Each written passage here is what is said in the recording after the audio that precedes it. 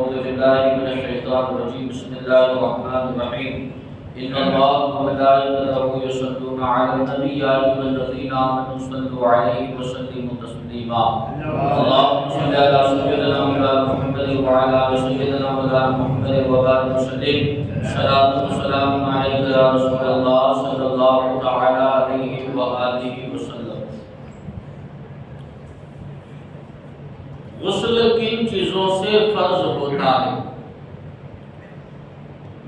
منی کا اپنی جگہ سے شہوت کے ساتھ جدا ہو کر عضو سے نکلنا سبب فرضیت غسل ہے. یعنی اگر منی اپنی جگہ سے شہوت کے ساتھ نکلے تو انسان کے اوپر چاہے وہ مرد ہو یا عورت ہو اس پر کیا ہے؟ غسل فرض ہو جاتا ہے.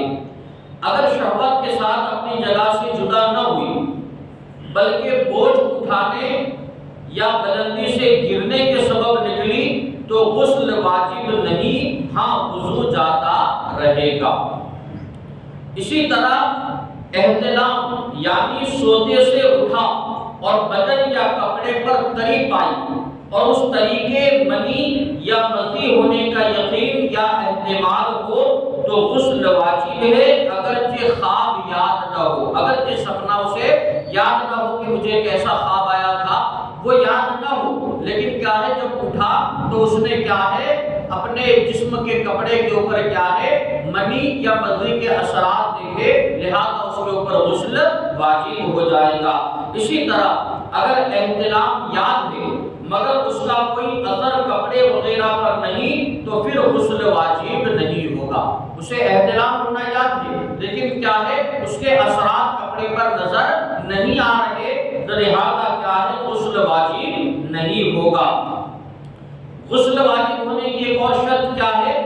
اپنی بیوی سے ہم بستری کرنا، جس کی وجہ سے کیا ہے غسل واجب ہو جاتا ہے.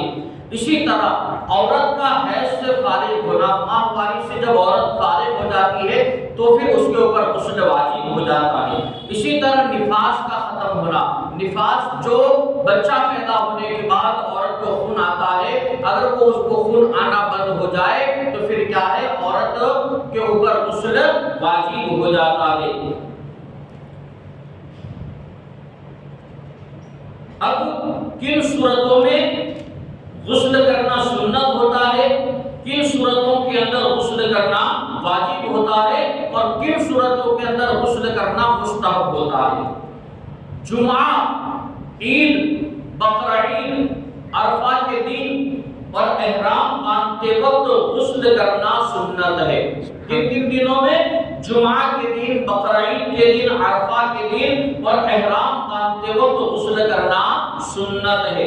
اور وقوف عرفات، وقوف مزدلفہ اور حاضری حرم اور حاضری سرکار نبی کریم صلی اللہ علیہ وسلم، طواف دخول، مینا اور جمروں پر کنکریاں مارنے کے لیے تینوں دن اور شب برات اور شب قدر اور عرفہ کی رات اور مجلس میلاد شریف اور دیگر مجالس خیر کی حاضری کے لیے مردہ نہلانے کے بعد اور مجنون کو جنون جانے کے بعد اور غشی سے افاقہ کے بعد اور نشاط جاتے رہنے کے بعد اور گناہ سے توبہ کرنے اور نیا کپڑا پہننے کے لیے اور سفر سے آنے والے کے لیے استحاضہ کا خون بند ہونے کے بعد نماز کسوف، خسوف، استسقاء اور خوف اور تاریکی اور سخت آندھی کے لیے اور بدن پر نجاست لگی ہو اور یہ معلوم نہ ہو کہ کس جگہ لگی ہے تو ان سب صورتوں میں غسل کرنا مستحب ہے. اگلے والی جو صورت بتائی اس کے اندر غسل کرنا کیا ہے؟ سنت ہے، اور ان چیزوں کے اندر کیا ہے؟ غسل کرنا مستحب ہے. رب قدیر علم دین سمجھ کر اس پر عمل کرنے کی توفیق عطا فرمائے.